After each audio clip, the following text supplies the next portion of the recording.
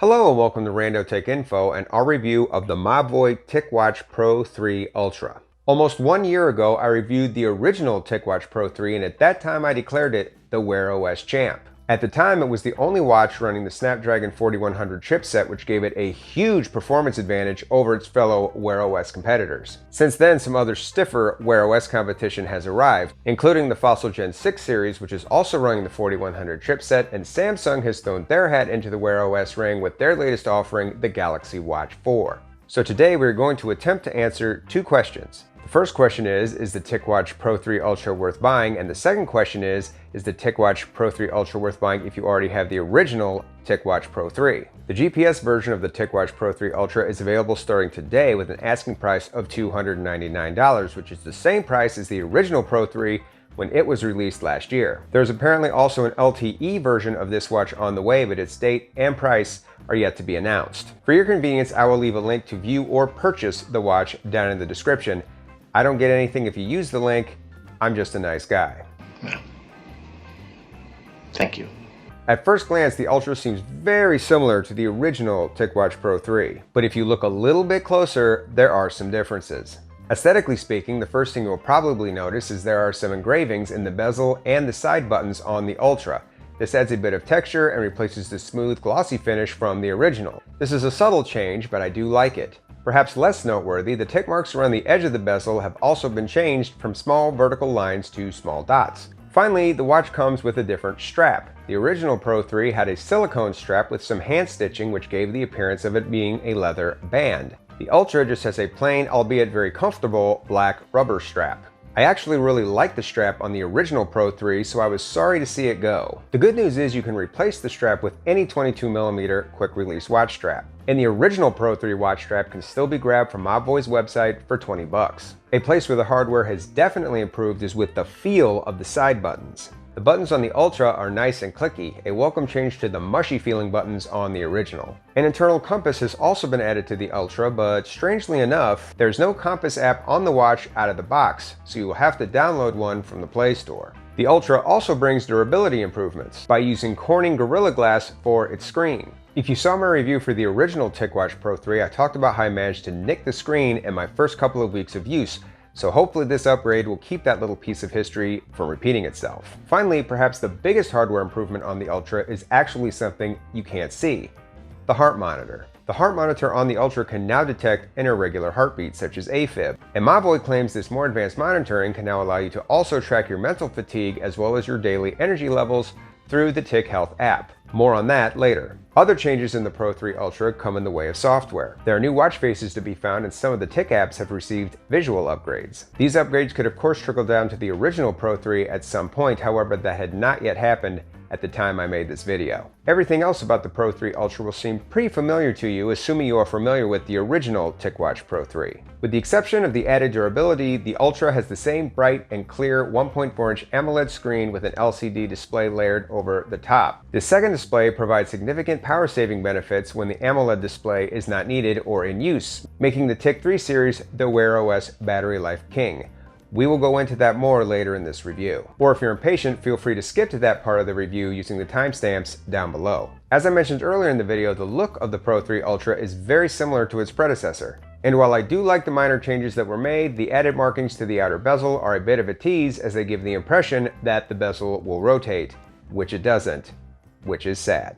The watch is comfortable to wear. In fact, I would say it actually feels more like wearing a fitness tracker than a full-blown Wear OS timepiece. I can wear the watch all day, and when I'm not actively using it, I barely notice it's there, which is something I cannot say for all of its Wear OS counterparts. Overall, I do like the look of the Tic 3 Ultra. The simple, understated look means you can wear it anywhere with anything, including to the pool, thanks to its IP68 and military standard 810G ratings. Although if you're going to wear the watch on your next hot date, I do recommend swapping out the band with something a little bit more fashion focused. As for performance, Mobvoi says this watch is using, and I quote, the Qualcomm Snapdragon 4100 and Mobvoi dual processor system.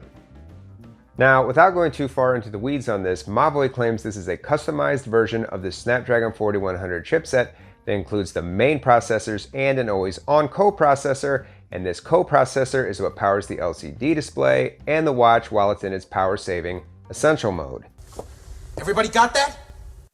Mobvoi also claims the customized chipset has a higher clock speed than the Snapdragon 4100 Plus chipset. Now, you might be wondering why I didn't mention any of this earlier in the video when I was talking about the differences between the Ultra and the original TicWatch Pro 3, and that is because I really do not feel that practically you are going to be able to tell the difference. You can't really run benchmarks on a watch, so I did some side-by-side tests opening apps to see which watch opened them quicker. And while the Ultra did seem to open some apps faster, the difference was so small I don't think anybody would be able to tell the difference in day-to-day use. The upside to all this is the original Tic3 already had class-leading Wear OS performance, so no real upgrades were necessary. Downloads are snappy, apps are quick, Google Pay is fast, and the Google Assistant is responsive. I actually did a speed test between the original Pro 3 and the Galaxy Watch 4, and the Tic3 more than held its own. If you are interested in checking out that video, you can click on the little moving picture box at the end of this video, or I've also left a link to that video down in the description for your convenience. Good man. Good man.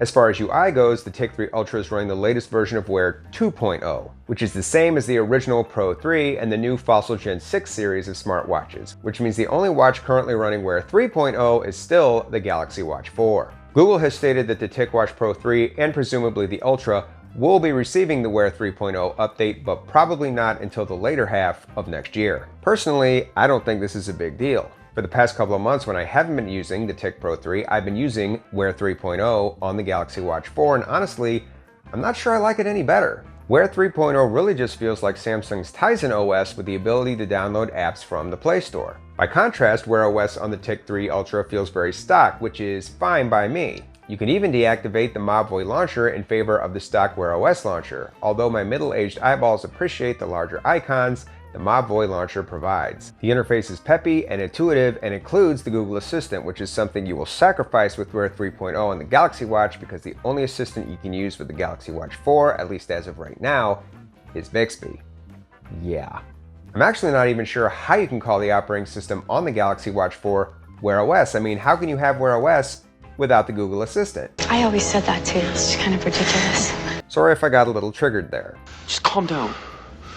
For the sake of full disclosure, the Google Assistant isn't perfect either. The Wear 2.0 bug that keeps you from being able to send texts and make calls with the Assistant still persists. But that's a problem with all Wear 2.0 devices, not just the Ultra. Bottom line, if you are looking for a quality Wear OS experience, then the Tic Pro 3 Ultra will serve you well. Call quality on the TicWatch is good. Personally, I prefer to take my calls with my earbuds in, but the mic and speaker will get the job done in a pinch. Hey bud, you're on Rando Tech Info. Say something intelligent.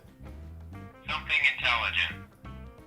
The mic also works well when using the Google Assistant or when dictating text messages, so no complaints there. Speaking of text messages, my favorite feature of any smartwatch is probably the ability to check my texts and other notifications without always having to fish my phone out of my pocket, and the Ultra performs this task efficiently and reliably. Occasionally, there is a delay between feeling the vibration on my phone and receiving the notification on the TicWatch. However, that delay is never more than a few seconds, so I don't think that's a big deal. Fitness features on the Ultra can be split into two camps, Google Fit apps and Tic apps. And while there's nothing wrong with the Tic exercise app, I still prefer to exercise with Google Fit. This is because there are more exercises to choose from and the data it collects can be synced to any Wear OS or Android device. But where fitness on the Ultra really shines is with its biometric health tracking. As mentioned earlier, health tracking on the Ultra has been improved with the addition of a new heart rate monitoring system. The irregular heartbeat monitoring is a nice addition that brings the watch up to speed with some other high-end wearables. And the mental fatigue and energy level monitoring is certainly interesting, and in my time with the watch, I have found these measurements to be relatively accurate,